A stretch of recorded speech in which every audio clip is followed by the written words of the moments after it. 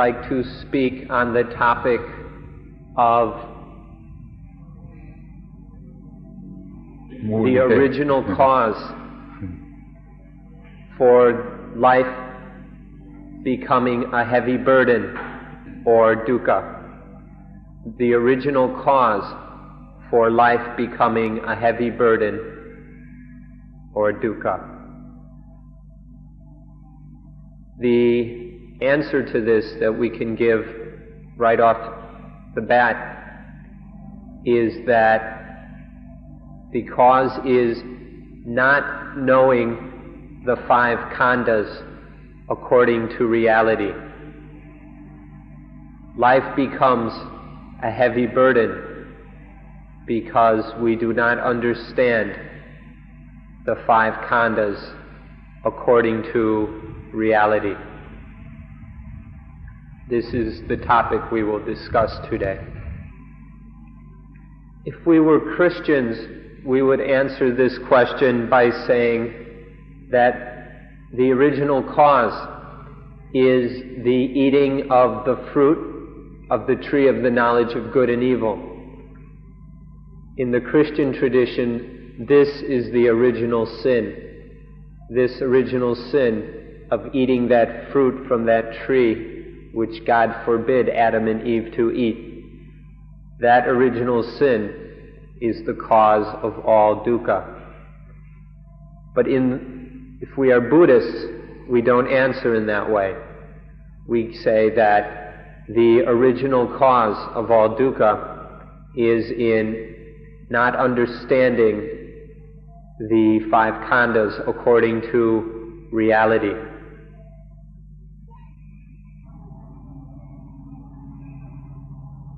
Because of misunderstanding, the idea of I or we arises. Actually, there is only the mind. There's only this thing which is able to know, which is aware, which is sensitive. This is the mind. And one of the functions of the mind is thinking. The mind thinks. Sometimes the mind thinks correctly, in the right way, and we can call this right thinking. Sometimes the mind thinks in the wrong way. It thinks in a way that does not accord with reality. We call this wrong thinking. All there is the mind. The mind that feels, is aware, is sensitive, and that thinks. Sometimes there is wrong thinking, and sometimes there is right thinking. But originally, naturally, ordinarily, there is only this mind. There is only mind.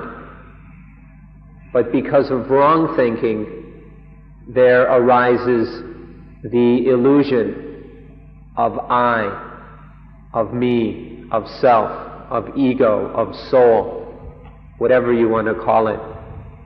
All of these are illusions, Atman, self, soul, no matter what your conception of them.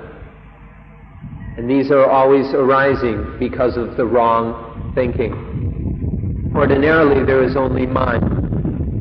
Naturally, there is only mind. But through wrong thinking, there arises the illusion of some separate individual I or self. The mind is one part or component of life.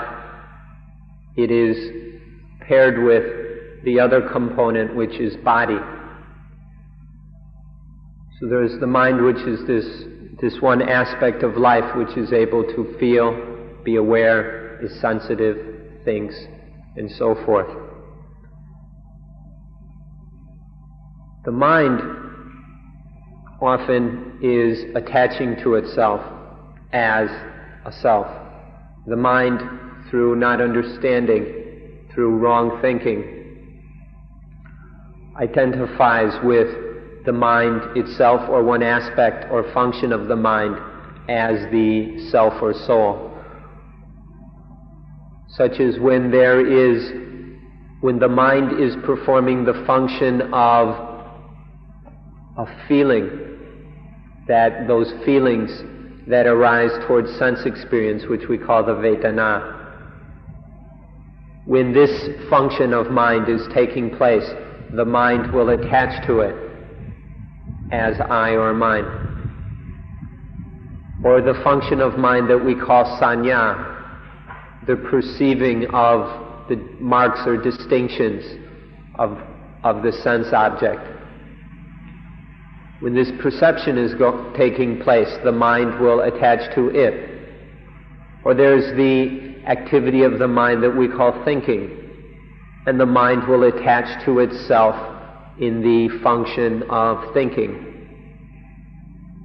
Or then there is the sense awareness of some sense activity via the eyes, ears, nose, tongue, body, or mind. When this function of the mind is taking place, the mind may go and attach to that as I, as mine. So in this way, the mind is attaching to itself through misunderstanding and wrong thinking. It goes and identifies or clings to one of its functions as the self or soul. Sometimes when the mental activity is fairly quiet, when there is nothing really interesting taking place with these various mental functions, then the body, the functioning of the body will stand out much more clearly. And in moments like this, then the mind will attach to the body as I. Normally, when one of the mental functions is strongest, the mind will attach to one of those and will only attach to the body as my body. But when the activity of the body is most obvious, then the mind may attach to this as I am the body. So this is how, through not understanding the reality of the five khandhas, not seeing the true nature of these things, the burden of life arises. These five khandhas are just activities. They're just natural functions and are totally, and in those functions there is nothing that is a self. But through not perceiving this truth, this reality, the burden of life arises through attaching to these natural activities as something personal, as something individual, as I or mine. This is the arising of the burden of life.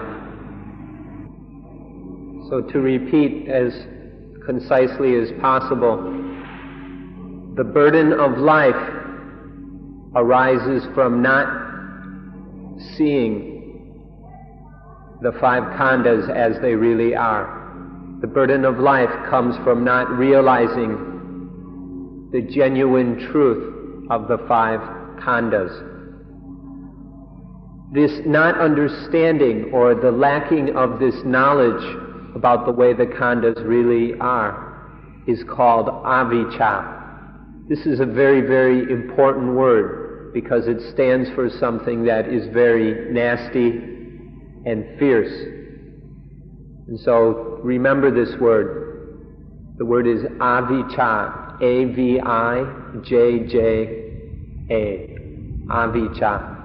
Usually we translate this ignorance, but sometimes people don't quite understand what we mean. Avijja means knowing or knowledge. Avijja is not knowing. This is the lack of knowledge. Avijja is where there is not the right knowledge. This is the starting point of the process that conditions dukkha. All dukkha has its starting point in avijja, and therefore avijja is something very, very important to know. Avijja is essentially not understanding all things as they really are. Avijja is not having the correct knowledge about all things. When we say all things, we mean all the phenomena that arise in and before consciousness, all the things that happen within the mind. This is everything. And all of these things, all the things that you can know, experience, feel, see, hear, touch, think, all of these things are no different than the five khandhas. So we can say all things, or we can say the five khandhas. Avijja is not knowing all things as they are in their genuine truth, not perceiving the truth of all things, or not perceiving the truth of the five khandhas. This is avijja. In Dhamma language, the language which has different levels of more profound meaning, which we use to explain the truth. Avijja is darkness. Avijja is darkness.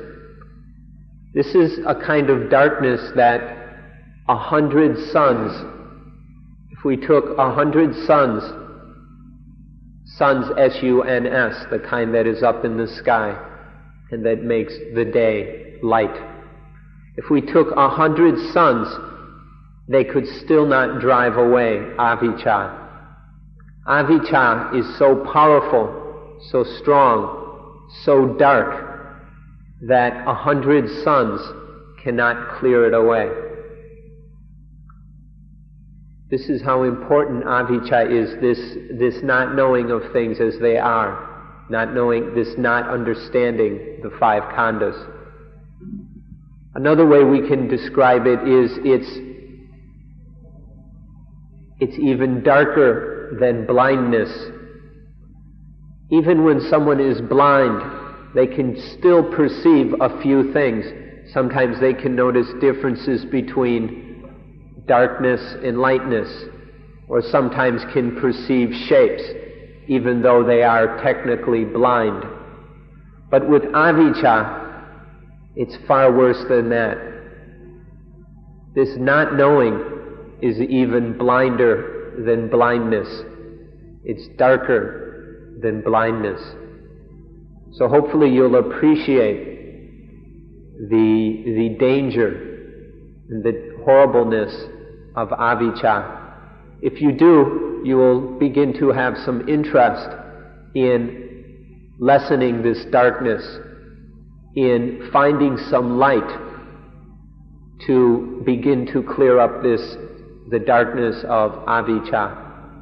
100 suns won't do the trick, but there is something called vipassana, insight, which is a spiritual light which can begin to clear up the spiritual darkness of avijja. So this is why we need to be interested in vipassana, insight. Literally, avijja means the absence of knowledge, the absence or the lack of knowledge. Vicha is knowledge, a is not or without. But when we use the word knowledge here, it is still too vague and ambiguous because there are many kinds of knowledge. And so we need to distinguish between right knowledge and wrong knowledge.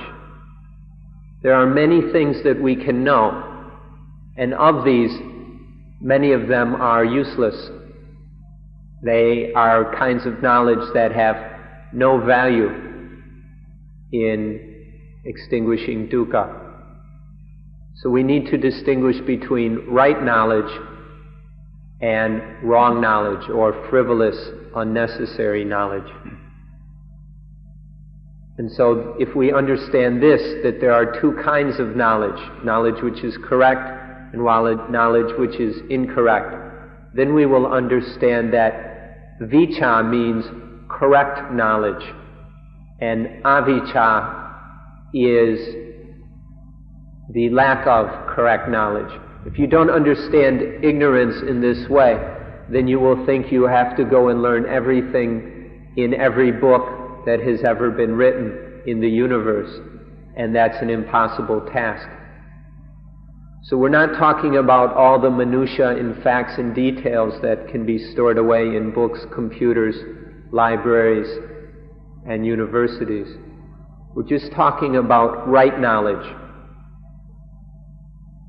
Right knowledge, which is the knowledge that can clear up the problem of dukkha.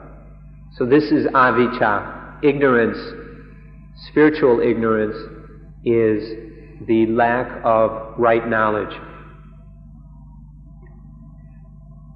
And so we need to develop vicca, correct knowledge, which is a light. This light of correct knowledge of vicca will clear up the darkness of avicca. And so in this way we must scrutinize the mind, be aware of any avicca, and begin to straighten out this situation, be able to clean up and clear up and brighten up and polish the knowing, so that it is not avicca, but that it becomes vicca, right knowing. Knowing things as they really are. Not knowing all the little itty-bitty surface details of things, not getting caught up in the externals of things, but penetrating to the true nature of things. Especially penetrating to the true nature of the five khandhas. This is the light of vicca, which will clear up the darkness of avicca. For those of us who are just beginning to study this subject, just beginning to look into this matter, there's a very easy way of noticing when they're noticing the difference between vicca and avicca. When there is avicca present, then attachment will arise. When avicca is overseeing the situation, then attachment will arise. On the other hand, if there is vicca present, if vicca is managing things, then attachment will not arise. The mind will not attach to anything as I or mine. So for those of us who are just beginning to look into these things, into this matter, the way to discriminate between vicca and avicca is by the presence of attachment. If there is attachment, then there is avicca. If there is no attachment, then there is vicca. When vicca in some form is present to a sufficient degree, then no attachment will arise. The mind, through understanding the situation adequately, knows that there is no value, there is no purpose, there is only pain and dukkha in attachment. So the mind does not attach. So through vicca functioning in the form of mindfulness, or the form of sampajanya, wisdom in action, which is when a specific bit of knowledge is applied right here at the sensory experience that is taking place. Or we can talk or in the form of panya, when vicca is functioning in the form of panya, wisdom, which has been learned, has been developed. Vicca in one of these forms will prevent the arising of attachment. So we can begin to tell whether there is vicca or avicca present by the presence or absence of attachment. This is a handy tool for those of us who are just beginning to study this problem. Another useful way of getting a grip on the meaning of vicca, in order to understand what we're talking about here, is to consider some of the synonyms for vicca. There are many, many different synonyms or words that have the same basic meaning, where you can use different words to express the same thing. And if we explore some of these words, it will help us to understand vicca. A very good synonym for vicca is the I. The I. If you have the I, then there will not be attachment. By having the I, the attachment in dukkha does not arise. On the other hand, if you don't have the I, and most of you don't, or probably none of you do, then there will still be attachment and dukkha. Now, don't get angry when we say that you don't have the I. When we say, well, you probably don't have the I yet. Don't go and say, no, look, I've got two of them. We're not talking about these physical eyes nestled in your skull. No matter how good these eyes are, no matter how perfect your physical vision, you can still look at things and attach to them. No matter how well you see things with these eyes, if there is not the I, or the Dhamma I, without the Dhamma I, attachment will arise.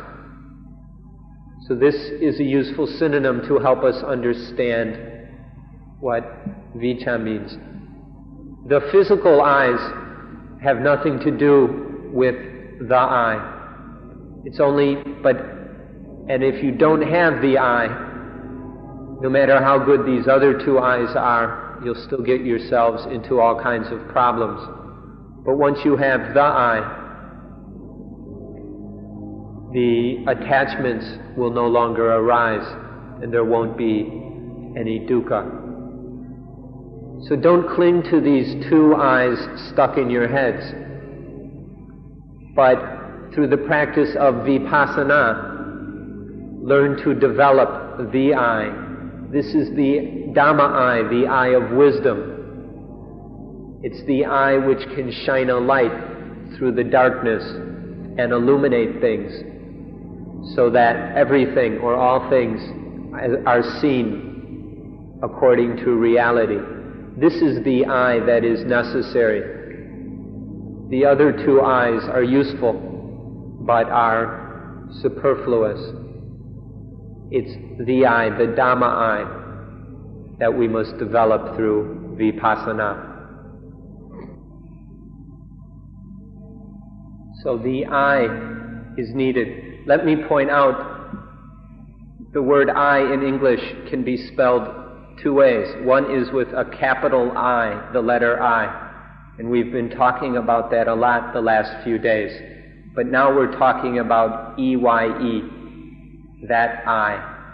So it's a different I that we're talking about right here. Just to clarify that. Now with the physical eye, or the physical eyes, the two little balls in our heads, if a cloth or something were to cover them, or maybe we were to put on very dark, thick, black glasses, or maybe some disease were to get in the eyes or destroy them or something. These are all things that can interfere with normal vision, with physical vision, and make it impossible to see. If these things occur, then we must do something to clean up or take away whatever is obstructing vision. If there's something covering the eyes, we need to take it off, or we need to clean our glasses. We need to clean all that dirt and blackness away from the glasses. Or if there's some disease, we must cure that disease, take the necessary medicine and treatment so that that disease no longer interferes with the vision. With physical vision, we must do these various things to enable the eyes, the physical eyes, to see again. With the Dhamma eye, the eye of wisdom, it works the same way. Whatever there is darkening the eyes, the Dhamma eye, or covering it up, or whatever disease is affecting it, these things must be taken care of. The Dhamma eye must be studied and understood. And then these interferences, whether it's some kind of covering, or black paint, or filth, or grime, or it's some sort of disease, whatever it is, this must be also studied in order that we can then clear it up. We can take away whatever is obstructing the Dhamma eye. And so this is what needs to be done with the Dhamma eye, with the eye. The way to clean up anything that is obstructing the Dhamma eye is with vipassana, the practice of seeing things as they really are. This will take away the disease or the covering or the filth, whatever it is, so that the Dhamma eye can shine forth. But let's be very specific again and say that it's not just any old vipassana. It has to be correct vipassana. These days there are all kinds of vipassana going around, and not all of them are correct. So the vipassana that is needed is correct vipassana. And the way to tell if it's correct vipassana is whether or not it is uncovering the Dhamma eye.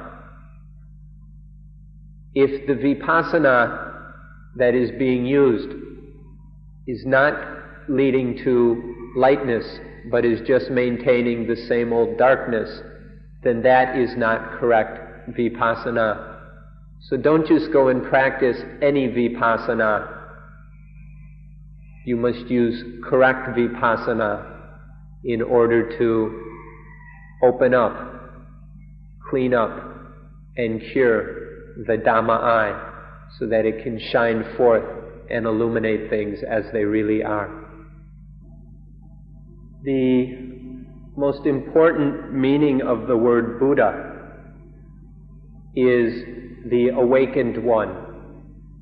Buddha essentially means the awakened one who has woken up and will never fall asleep again, one who has awakened to reality and truth and will not fall asleep. This meaning of the awakened one is similar to the meaning of Christ. Jesus Christ, or Christos, means the anointed one. Now, the anointed one and the awakened one are very different in both meaning and in connotation, and it have vastly different implications. But Christ was this title signifying something special about Jesus Christ. The Buddha is another title, and what it signifies is that he is the awakened one, has woken up from the sleep of avijja, has awoken to the light of vijja. So this is the meaning of the word Buddha. Now all of you here, with your eyes open, sitting here as if you were awake, are really sleeping. Every one of you, though you may think you are awake, you are really sleeping. Maybe you are physically awake according to the normal meaning of that word, but according to the most profound meaning of the word awake, all of you are asleep. You are sleeping because the Dhamma eye has not yet opened. Just because these physical eyes are opened or uncovered and free of disease doesn't mean that the Dhamma eye is functioning properly. And as long as the Dhamma eye has not yet opened, then you are still sleeping. Sleeping in the state of unknowing, the sleep of not knowing things as they truly are. So something must be done here to waken us all up, so that we can open this Dhamma eye, so that we will have the real eye. These physical eyes are just illusions, but the Dhamma eye is the true eye that can really see, that can see the truth, see what needs to be seen, rather than see nothing but phantasms and illusions. So we practice vipassana, correct vipassana, to develop the light that will open the Dhamma eye, so that we will awaken, so that we can get out of this sleep of not knowing which we're sunk into. So let's look a little more at this state of avijja, the condition of sleep that we're all wallowing in. Have you woken up yet? Or are you still sleeping? Look inside. Are you still asleep? Have you opened your eyes yet? Or are they still closed? Is the Dhamma eye open or closed? You can ask yourself, or we can begin at the very beginning, very basic question about whether one is awakened or not, or is beginning to awaken or not. Ask yourself, why were you born? Why were you born? Do you know? If you don't know, then you haven't begun to waken up yet. Why were you born? If you know why you were born, then your Dhamma eye is beginning to open. Why were you born? Or some of you will say, oh, I didn't ask to be born. Don't ask me these silly questions. It's not my fault. Somebody else did it to me. Well, if you think this way, then ask yourself, now that you're born, what are you going to do? You can't deny that you've been born. So here you are, you've been born. What are you going to do about it? What are you going to do? If you cannot answer this question, then you're still sleeping.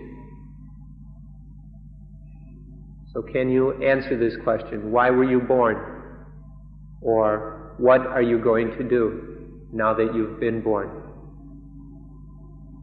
We can start here. This is the simplest question or level of avijja. And so we can begin to examine on this level to see whether we are asleep or whether we are awake, whether the Dhamma eye is closed or whether it has opened. The next point with which to view avijja is the question of what is life? You don't even know what life is. How can you be awake? What is life? And following from this, what is life? How is life to be managed? What are we going to do with this life? How do we manage it? How do we arrange it? And then what should be accomplished with life? What should be attained with life? This is the second point that you need to ask yourself in working on this problem of avijja. What is life? How is life to be managed?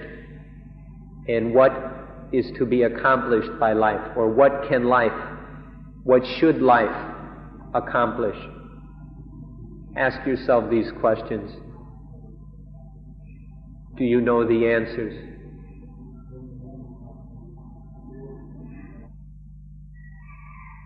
The next thing that we don't know, we've mentioned two so far. The third thing that you don't know is that what we have to take care of, what has to be set straight, is the mind.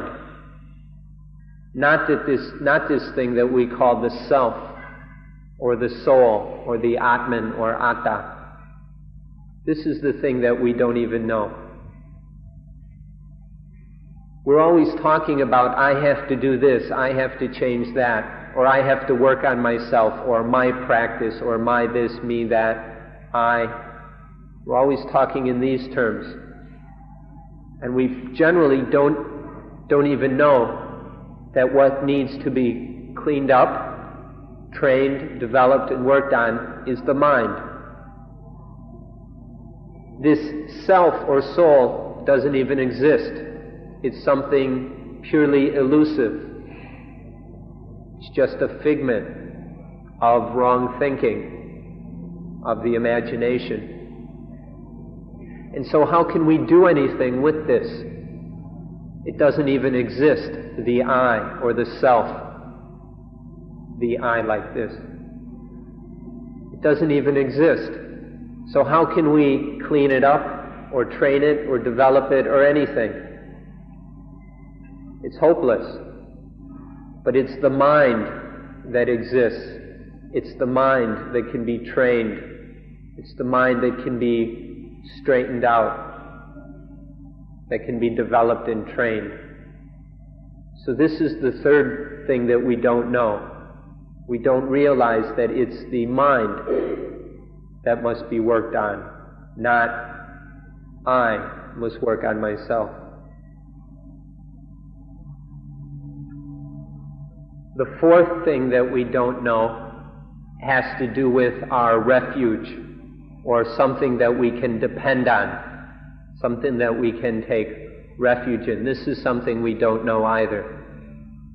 Most of us are taking our refuge in things like spirits, angels, God, universities, governments, things like this.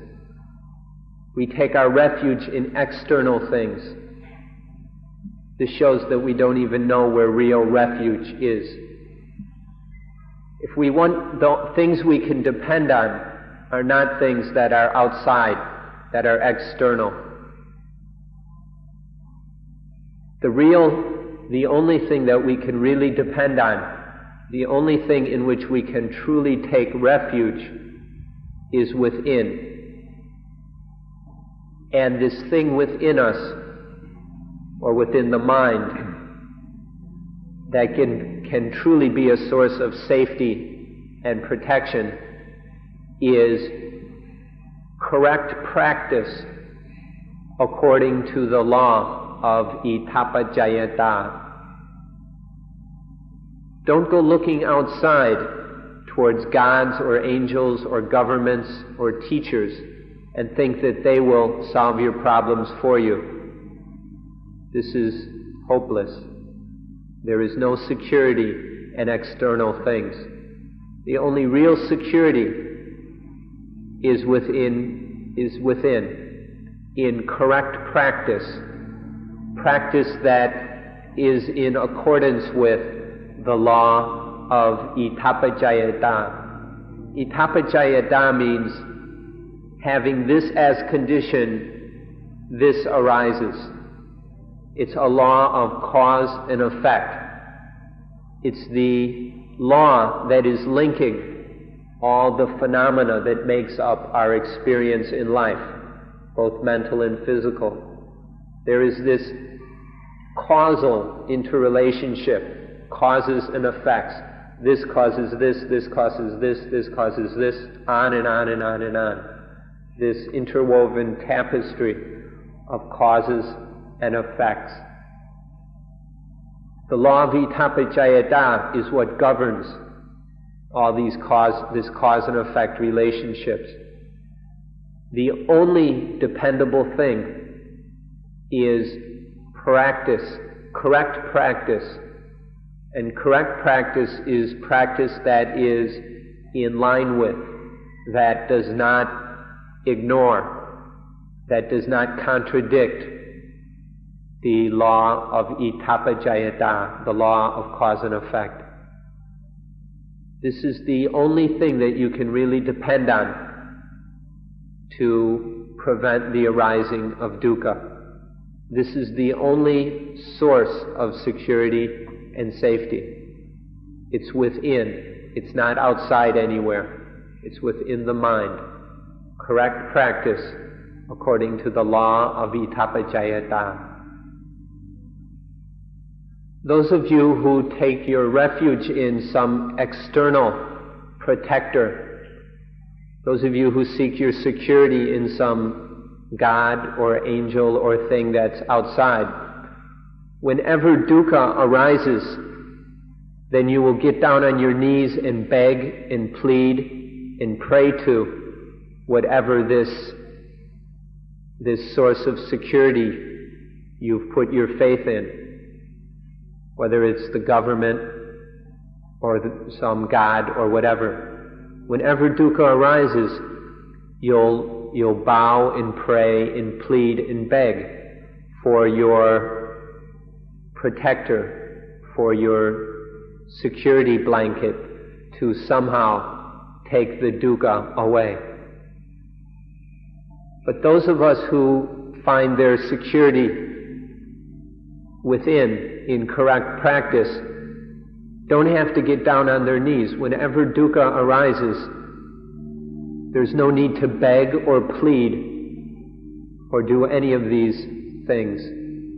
Instead, when dukkha arises, one just observes, one investigates the dukkha to find out how it arose.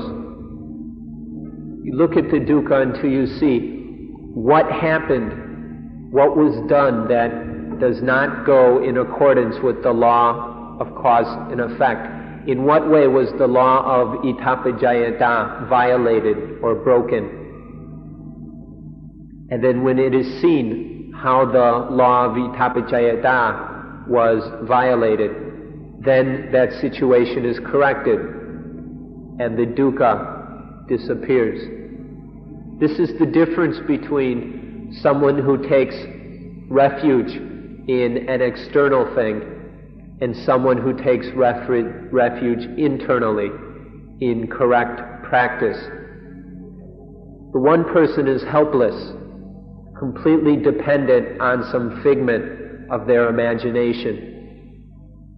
There is no security in that outward thing. And so no matter how much you beg and plead and whatever, the most you can succeed in doing is deceiving yourself even more. The most you can do is to deceive yourself that there is no dukkha. But through using the internal refuge, by seeking one's security in correct practice, one need not beg or plead. There is always the path of opening the Dhamma eye in order to understand how the law of cause and effect was violated, and then correcting the situation. This is the difference, and it is a very great difference between those who take refuge in external things and those who take refuge in internal things. And by the way, by external things, this also includes certain ways of sitting, certain ways of walking, and various other activities. All these so-called spiritual practices, if they are just bodily movements, then that is just taking refuge in some physical ritual. And there is no security in that. Correct practice is in the mind. Correct practice is not dependent on the body. It's dependent on the mind. It's in the mind where we violate or follow the law of itapajayata. So see the difference between these two refuges, the external refuge and the true refuge within. All the external refuges, all those security blankets around us, can be summarized in one word: superstition.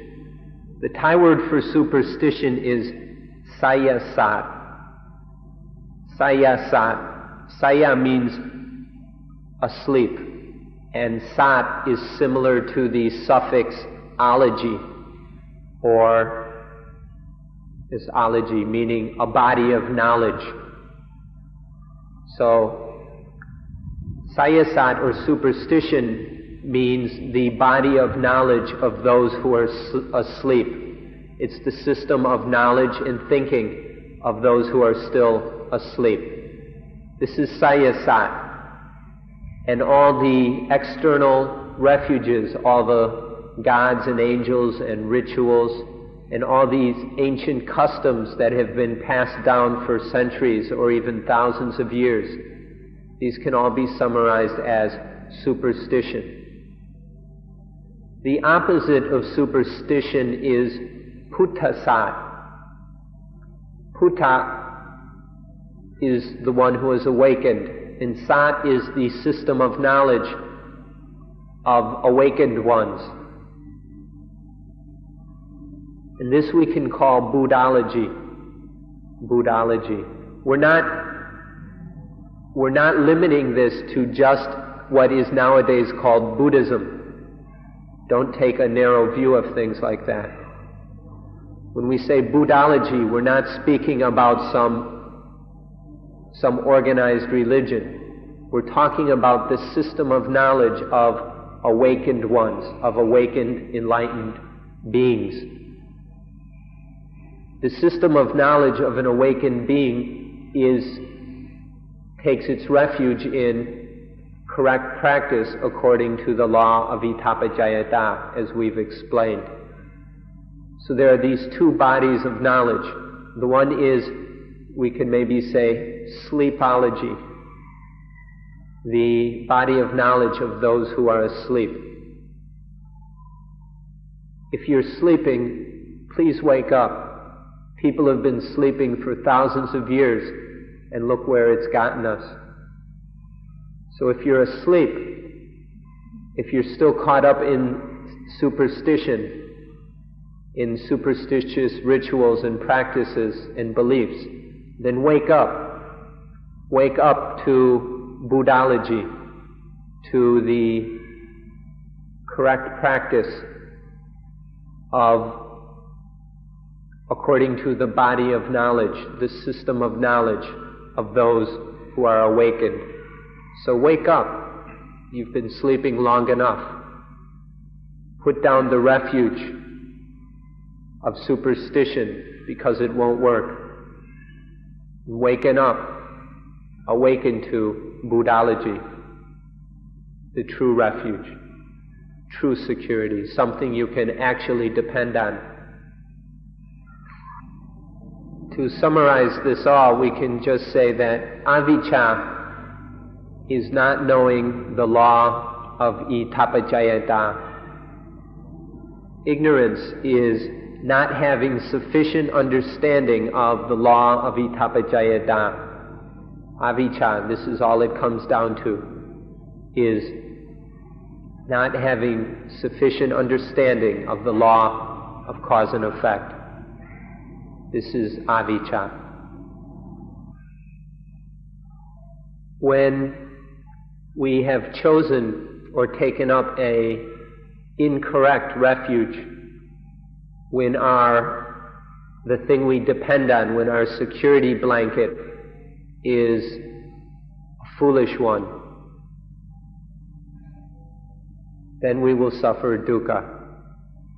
Because we take up an incorrect security blanket which cannot protect us, we will inevitably suffer through the burden of life. In fact, that security blanket will itself be a burden.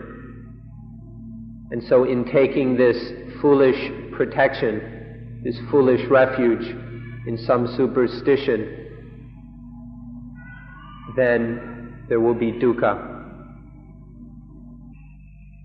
The next thing that we don't know is we don't know how to lessen the atta. We lack the understanding of how to lessen and diminish selfishness and egoism. We can't slacken or abate the selfishness and egoism. This is the fifth thing that we don't know. Even worse than that, we haven't even thought about lessening it. Not only don't we don't know how to lessen selfishness, we've never even thought that we ought to lessen the ego, lessen egoism and selfishness. Instead, we just think about how to add to it, how to build up selfishness, how to puff up pride, how to develop status and stature. We tend to go in the wrong direction and add to our avijja rather than lessen it. And on top of that, and because of it, we don't want to lessen the atta. We don't want to lessen selfishness. This is because we love selfishness. We love the atta. We love ourselves. This we that loves, it's an illusion. And it loves this illusion. It's so caught up in this illusion. It loves it. It's very satisfying and pleasing to itself. And so this illusion becomes self-perpetuating. And then this we, this I, this self, it doesn't even want to lessen selfishness. It's so caught up in this self-love that it's not willing to lessen itself. This is how this aspect of avijja, of wrong knowledge, gets going. And finally, this all gets so carried away that we think we can be happy without lessening selfishness. This ignorance develops to the point that we think that we can actually be happy here. We can genuinely be happy without lessening the self or selfishness. We think that we can be really happy without doing anything about dukkha. We think we can just ignore dukkha and that we'll still be happy. And I'm sure there are many of you who have thought, if not all of you at least once, if not often during these talks, well, I don't see what's so bad about dukkha. I'm still happy most of the time. If you think you can really be happy without lessening dukkha, without beginning to free the mind of dukkha, then you're way off track. This idea of the self and not wanting to lessen it gets really confused when we think that we can be happy without doing anything about selfishness, without doing anything about dukkha.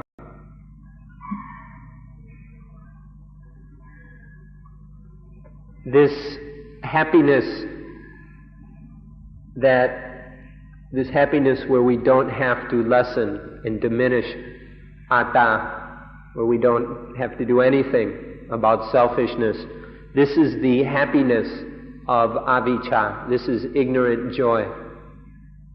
Because this is the happiness that comes through attachment. This is the happiness of craving, of ignorant desire, of attachment, of defilement. This is the happiness of avijja, and it always turns into dukkha sooner or later, usually immediately. This happiness of ignorance that is based in attachment, selfishness, and defilement always becomes dukkha. This is the inevitable result of the happiness of avijja, the happiness where we can keep being selfish. This, what we've just said, is based in the fact, the truth, that this ignorant happiness comes when the mind foolishly takes some defilement as the self. Some defilement includes some kind of craving, greed, hatred, anger, fear, worry, confusion, jealousy, selfishness, attachment. These things are taken as the self.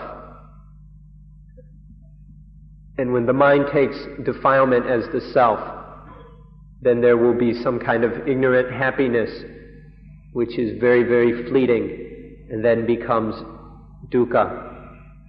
In these cases, the mind does not take poti, or true knowledge, knowledge of the way things are, knowledge of the way that leads out of dukkha.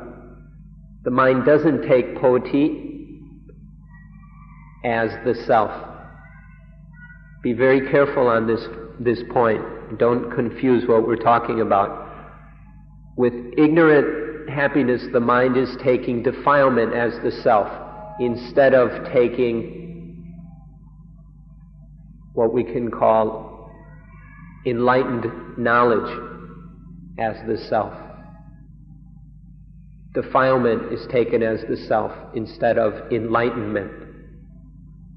This is the problem that results in ignorant happiness. When the mind has ignorance or is caught up in not knowing or in wrong knowledge, then it has the hope that some external thing, that someone else will solve its problems for it. The ignorant mind thinks that somebody else or some other thing will come in and clear up the dukkha for it. This is what happens with the ignorant mind. It depends on externals, on someone or something else to solve the problem, which is hopeless. Or the mind puts its hopes and wishes in something that is impossible. The ignorant mind is trying to get something, or it's hoping for something that is just absolutely impossible, such as that everything will last forever, or that this or that will not change, or that things like this, that impermanent things will be permanent. This is another foolish kind of wishing that arises in the ignorant mind. It wants what is impossible. Or we wish for something that is beyond what is, or we wish for more than is possible.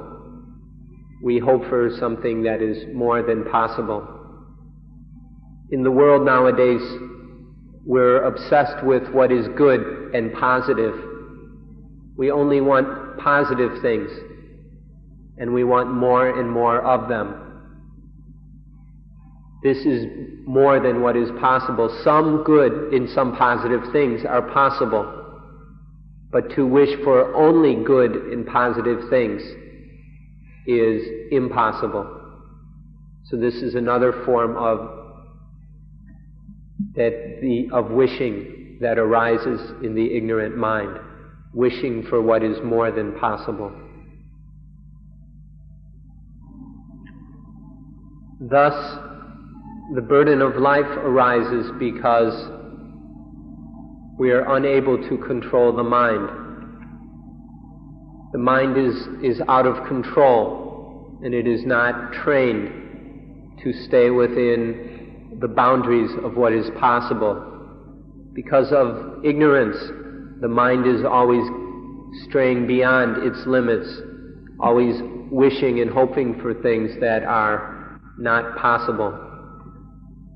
So this is how the burden of life arises, because of the inability to control the mind, because the mind is not mastered and trained so that it is kept under control.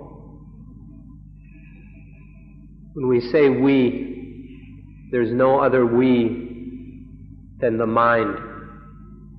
So we're talking about the mind can't control itself, even if we say we can't control the mind.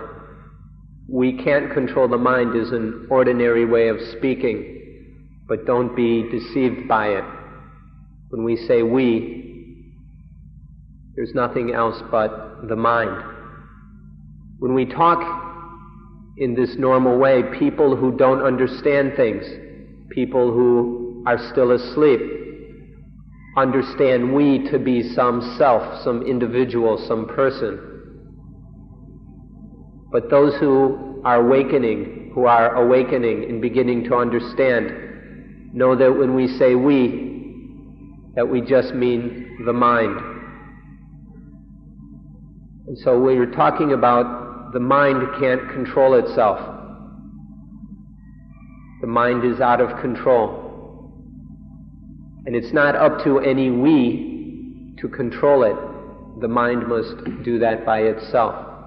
Because the mind doesn't have enough understanding of the way things work. It cannot maintain itself in a state of correctness.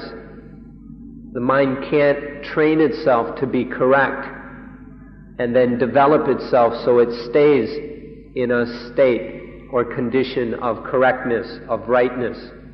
Because the mind can't do this, it gets caught up in dukkha.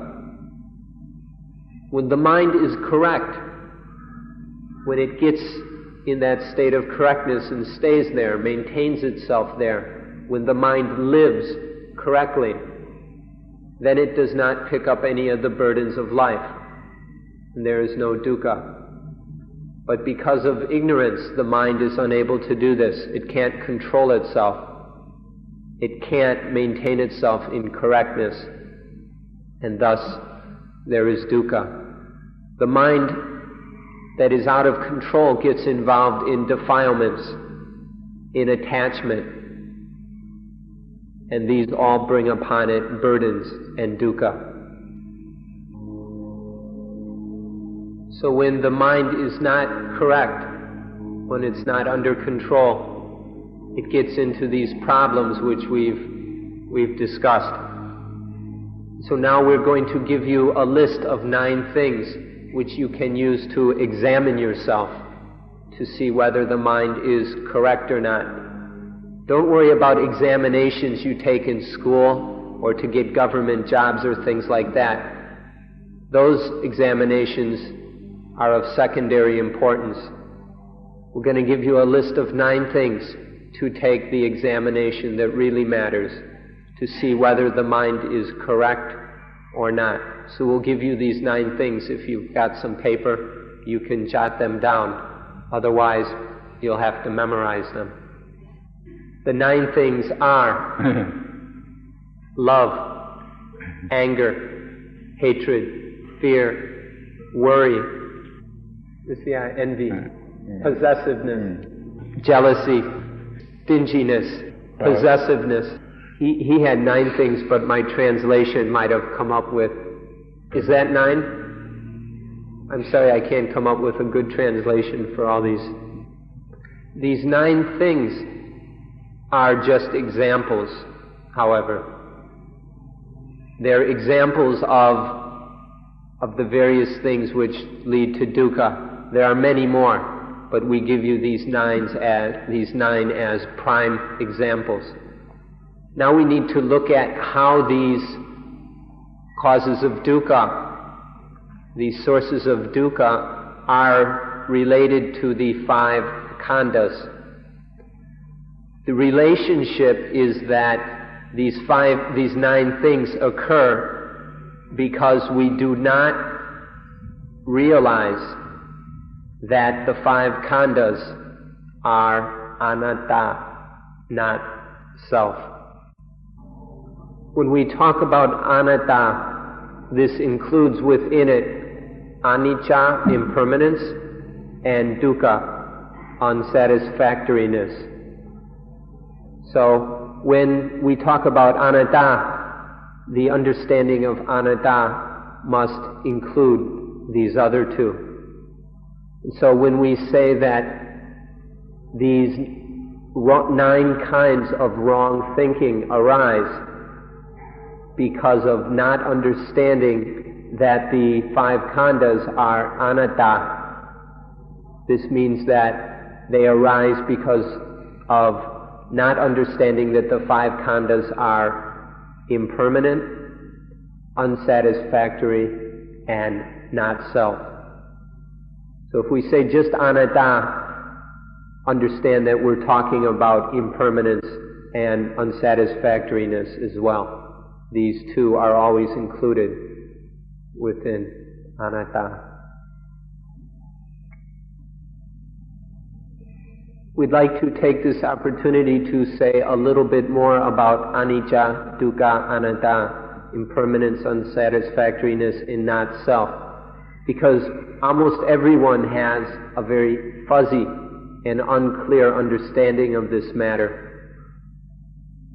Even in Thailand, which has been a so-called Buddhist country for hundreds of years, and which is crammed full of monasteries and monks, there are still many people teaching anicca, dukkha, anatta in a very fuzzy and unclear way. So we want to take the opportunity to give you a very clear and concise explanation of this. So we encourage you to either jot it down or memorize it. Anicca is continual or continuous change through rising and ceasing. Anicca is continuous change through arising and ceasing. Dukkha is the squeezing, affliction, or pain that arises from that continuous change. Dukkha is the affliction that arises from the continuous change. Anatta is that there is nothing, there is no thing that can stop that affliction of anicca. There is no thing, no self, no I, no person, no individual. There's nothing whatsoever that can stop that affliction of anicca. This is anatta. And so these 3 definitions of anicca, dukkha, and anatta can be used for everything within the universe. Everything in the universe can be defined and described according to anicca, dukkha, anatta, as we have just explained them to you.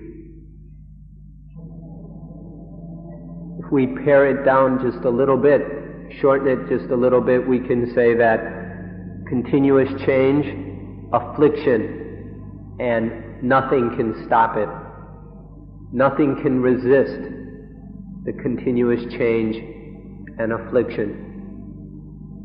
So we can summarize it, everything, all the experiences and phenomena of life, we can describe as continuous change, affliction, and no thing can resist it.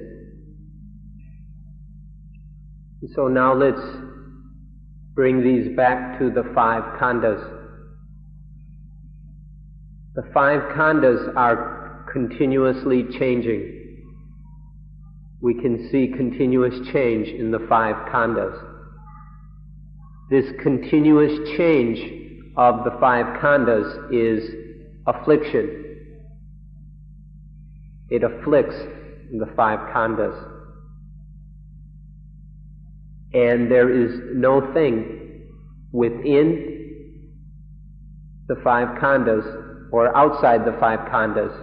There is nothing anywhere that can stop this continuous change and affliction of the 5 khandhas. So this is how anicca, dukkha, and anatta relate to the 5 khandhas. These 5 khandhas are continuously changing, and that change is affliction, it's painful, it's at least ugly to look at and hateful and disgusting. And there's nothing that can stop it. Nothing outside or inside or identical to or opposing to or anything, nothing that is outside or inside or opposed to or identical to the 5 khandhas which can resist that change or affliction. So these are the 3 characteristics of all compounded things. Whatever kind of thing arises because of causes and conditions, that thing is continuously changing, it is affliction, and there's nothing that can stop that change or affliction. This is the characteristics of all conditioned things. Because of ignorance, because the mind does not yet know, because there has not been the enlightenment experience through which the mind sees and understands things as they really are. Without this, there arises the burden of life. Through this avijja, the 5 khandhas are attached to as an I or a self. These khandhas are taken up as burdens because of ignorance. And so we have situations arising like the child who has the argument with the chair, just the way a husband and a wife can get into arguments and fights. Through attachment to the 5 khandhas, the child gets in a fight with a chair. And this is all because of ignorance, through attaching to the 5 khandhas. And so, because of avijja, the defilements have an opportunity to be the self. Because of ignorance, the mind takes the defilements, takes defiled mind states as the self, and thus the burden of life arises because of this attachment. because the defilements are always being taken as the self, then there is no opportunity for poti, enlightenment, or satipanya, mindful wisdom, to be taken as the self. The mind is always grasping onto defilement, and it's never taking up and using enlightenment and satipanya. And so in this way, the burden of life is constantly carried around, weighing down the mind. And now finally we come to the question, what do we need to do in order for life to achieve the highest and most exalted state of which it is capable? What needs to be done for life to receive the highest possible benefits? This is the question. The answer is, we have to study the ultimate truth, the mind. The mind must study the ultimate truth of all things. The mind has to see, deeply penetrate into and realize the ultimate truth of all things. For most sentient beings, for all sentient beings, because of avijja, there is only relative truth. These are the suppositions, the assumptions, the opinions, the half-truths of foolish people. Most of us are caught up in a world of relative truth and do not have direct experience of ultimate truth. Even in the finest universities in the world, they're still learning and studying and talking and arguing on the level of relative truth. It's still the suppositious half-truths of fools. It is not the ultimate truth of ones who truly see things as they are.